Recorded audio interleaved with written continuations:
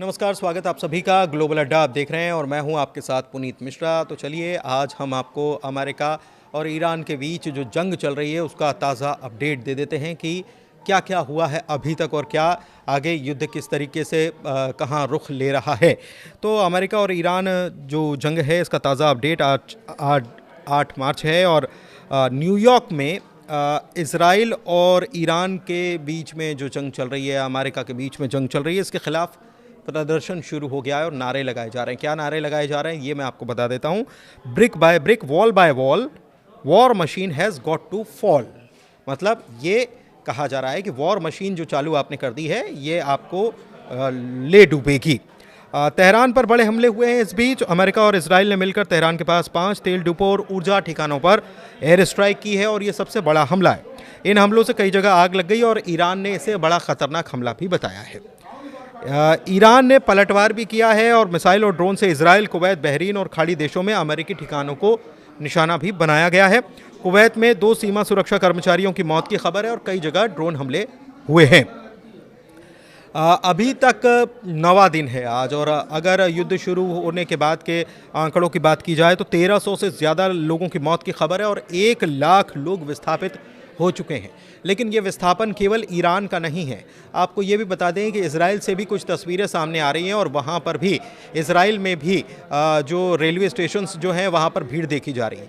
ये भीड़ क्यों देखी जा रही है? दरअसल भीड़ इसलिए देखी जा रही है कि कहा जा रहा है कि इसराइली भी जो हैं वो देश छोड़ने की तैयारी में हैं और इसीलिए वो अपने आप को सुरक्षित जगह ले जाना चाहते हैं। इसके अलावा अमेरिका और इजराइल ने ईरान के यूरेनियम भंडार को कब्जे में लेने के लिए स्पेशल फोर्स ऑपरेशन पर विचार करना शुरू कर दिया है। इसकी जानकारी हमने आपको कल भी दी थी।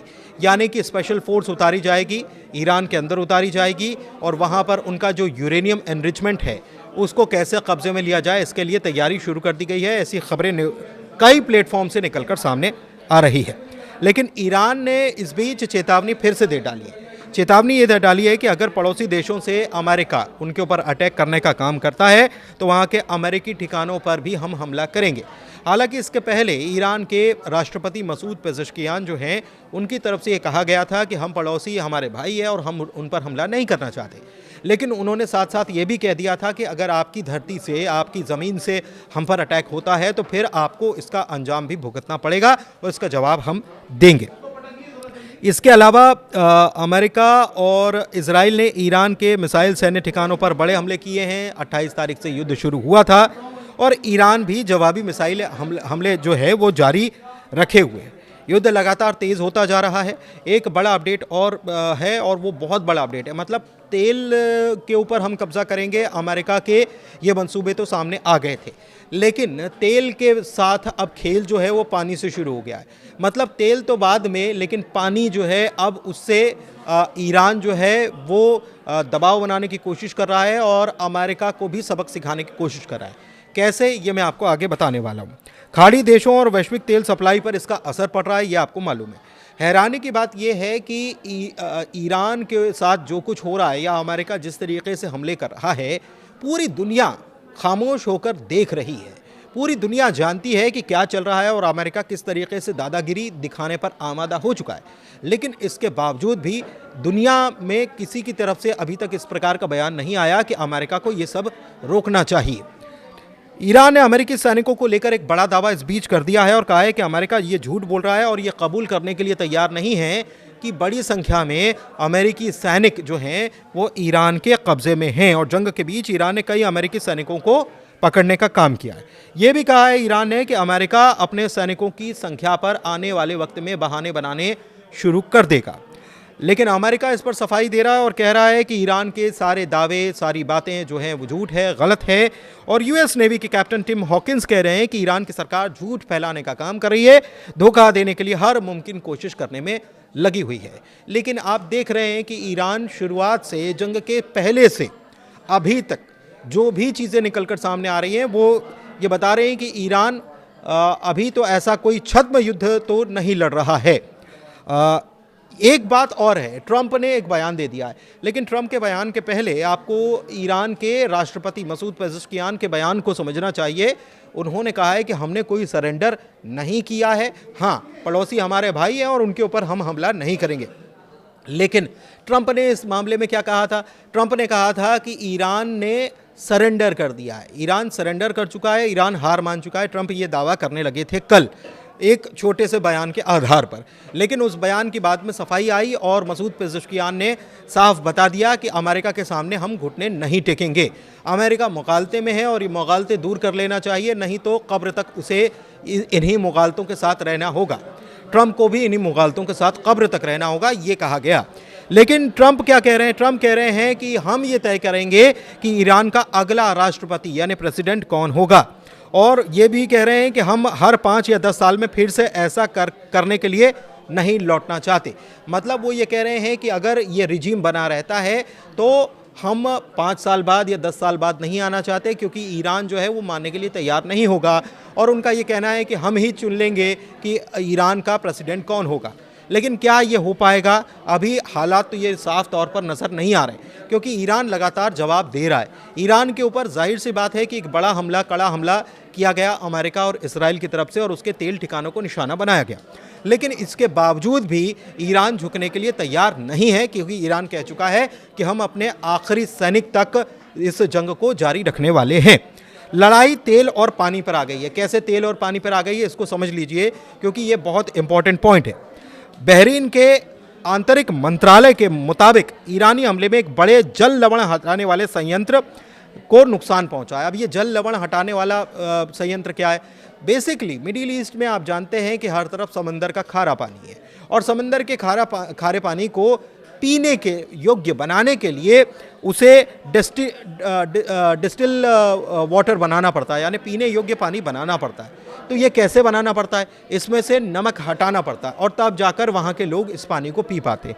और बहरीन ने कहा है कि ये ईरान ने एक बड़ा हमला किया है बहरीन में, और हमारे उस ठिकाने को निशाना बनाया है, जहाँ से उस संयंत्र को निशाना बनाया है जहाँ से हम पीने के पानी को बनाते थे, या पीने योग्य पानी बनाने का काम करते थे। इसके अलावा कल बहरीन में तैनात अमेरिकी बलों ने, इससे पहले आप देखिए इसके पहले का ईरान ने कहा था कि हम अपने पड़ोसी मुल्कों पर हमला नहीं करेंगे, लेकिन फिर भी ईरान ने किया। अब क्यों किया इस बात को समझिए। बहरीन में तैनात अमेरिकी बलों ने मिसाइल दागी थी और ईरान के कश्मीर आइलैंड पर स्थित जल शोधन संयंत्र को निशाना बनाया गया था। यानी पीने योग्य पानी यहाँ पर भी जो बनाया जाता उसको टारगेट पहले अमेरिका ने किया, और कहाँ से किया? बहरीन से किया। इसका जवाब बहरीन में फिर ईरान ने दिया। गल्फ देशों में अगर तेल एसेट है तो पानी लाइफलाइन है, ये बात किसी से छिपी नहीं है। ठीक है, पैसा खूब आता है तेल से, लेकिन तेल तो तब होगा जब पानी होगा, क्योंकि प्यास बुझेगी तभी आगे का काम हो पाएगा। और अगर पानी के ऊपर ब्रेक लग जाता है तो ये बड़े खतरे के संकेत हैं, और ये खतरा पहले अमेरिका ने ईरान पर मिसाइल दागकर किया, और उसके बाद अब ईरान ने उसका जवाब बहरीन पर मिसाइल दागकर दे दिया, और वो भी उसी ठिकाने पर जहां पर पानी साफ करके पीने योग्य बनाया जाता था। इस बीच गल्फ युद्ध के बीच ईरान ने यूएस नेवी की 5th फ्लीट पर हमले का दावा किया है, और 21 अमेरिकी सैनिकों की मौत का भी दावा किया गया है। अच्छा, एक्सियोस जो है, जो पूरे इस युद्ध पर बारीकी से नज़र रखने का काम करती है संस्था है, उसने ये बताया है कि अमेरिका और इजराइल जो है वो एक जॉइंट कमांडो ऑपरेशन ईरान के अंदर करने पर विचार कर रहे हैं, और 450 किलो जो 60% यूरेनियम है उसे अपने कब्जे में लेने पर विचार कर रहे हैं, क्योंकि इससे 11 परमाणु बम बनाए जा सकते हैं। और ईरान के ऊपर जो अटैक हुआ है, जैसे ईरान के ऊपर जो पानी के ठिकानों पर अटैक किया गया है, ईरान ने बहरीन के डिस्टिलेशन फैसिलिटीज़ को निशाना बनाया, ये मैंने आपको बता दिया।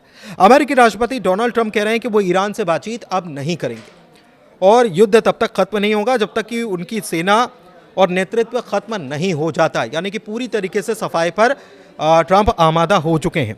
तनाव बढ़ा है, और सऊदी अरब ने ईरान को यह चेतावनी दे दी है कि अगर उसके हमले जारी रहे तो वो भी जवाबी कार्रवाई कर सकता है, ये चेतावनी दी है। अच्छा, इस बीच एक ये एस्केलेशन कैसे बढ़ता हुआ नजर आ रहा है, इस बात को समझिएगा ज़रा।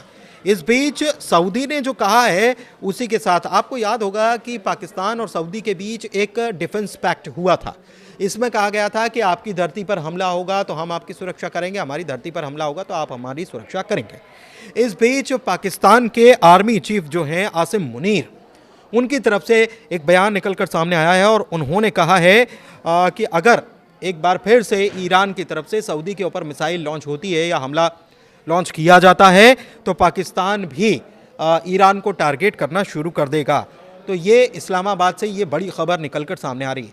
लेकिन आपको ये भी मालूम है कि ईरान और पाकिस्तान के बहुत अच्छे ताल्लुकात हैं।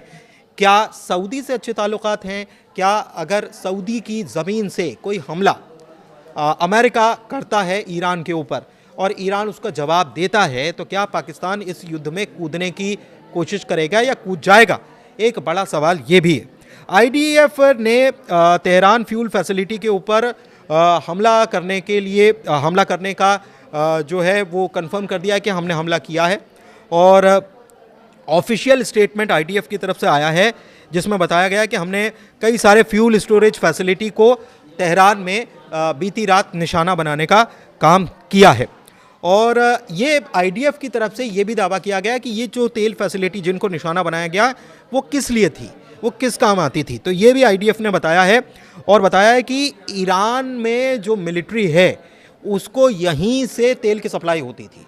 मतलब पूरी मिलिट्री को सप्लाई करने का काम इसी जगह से होता था और इसीलिए हमने इसको निशाना बनाया है ताकि ये ईरान की जो सैन्य क्षमता है उस पर कहीं ना कहीं ब्रेक लगाया जा सके। उसको अगर ईंधन की सप्लाई नहीं होगी तो ईरान की सैन्य क्षमता काम नहीं कर पाएगी। और इसीलिए ये कहा जा रहा है कि हमने इसलिए इसको निशाना बनाया है और रिफाइनरीज को निशाना बनाकर एक बड़ी चोट हमने ईरान को देने का काम किया है। एक बड़ी खबर और है और वो बड़ी खबर है अमेरिकी प्रेसिडेंट डोनाल्ड ट्रंप की तरफ से, जो अब इस बात पर विचार कर रहे हैं कि ईरान का खर्ग आइलैंड जो है उसको कब्जा लिया जाए। ये एक बड़ा ऑयल एक्सपोर्ट पर्शियन गल्फ के क्षेत्र में देखें तो एक बड़ा ऑयल एक्सपोर्ट का ठिकाना है। ये एक्सियोस जो है एजेंसी, उसकी तरफ से ये जानकारी, उसकी रिपोर्ट की तरफ से ये जानकारी आ रही है कि अमेरिका इस बात पर भी विचार कर रहा है कि इस आइलैंड को ही कब्जे में ले लिया जाए। तो आप समझिए कि चीज़ें जो हैं वो तेज़ी से बढ़ रही हैं, लेकिन तेल का खेल जो है वो पानी पर आ चुका है और कैसे चीज़ें बदल रही हैं वो सामने आ रहा है। ईरान ने अपने हमले जारी रखे हुए हैं। अमेरिका भी कह रहा है कि जब तक तोड़ेंगे नहीं तब तक छोड़ेंगे नहीं, लेकिन ईरान ने साफ कह दिया है कि मैं झुकेगा नहीं। अब ये एस्केलेशन लगातार बढ़ता जा रहा है, लेकिन सबसे बड़ी बात यह है कि क्या पाकिस्तान इसमें कूदने की हिमाकत करेगा या पाकिस्तान इसमें कूद जाएगा, क्योंकि साफ तौर पर कह दिया है कि सऊदी पर हमला होता है तो हम उसका जवाब ईरान पर हमला करके देंगे। लेकिन ईरान ने कह दिया है कि अगर सऊदी से हम पर हमला होगा तभी हम उस पर सऊदी पर हमला करेंगे, वरना वो हमारे भाई हैं। तो अभी तक के अपडेट आप तक पहुंचाए हैं। कैसा लगा अपडेट बताइएगा ज़रूर। बहुत शुक्रिया।